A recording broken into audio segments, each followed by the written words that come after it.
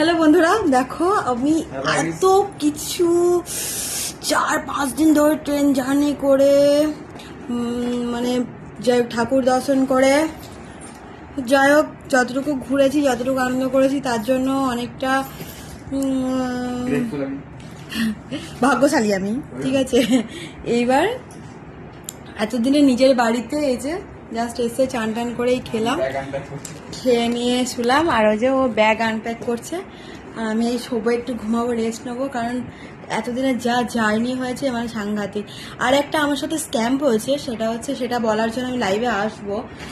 মানে সেটা মানে অলরেডি মনে হয় অনেকজনে জেনে গেছে, আমি লাইভ ফেসবুকে দিয়েছি, তবুও ডিটেলসে কি হয়েছে না হয়েছে সেটা আমি বলার জন্য লাইভে আসবো। ঠিক আছে, আর এইসব মানুষগুলোর থেকে বেঁচে থাকবে এটাও আমি বলবো, সবাইকে সাবধানে থাকবে।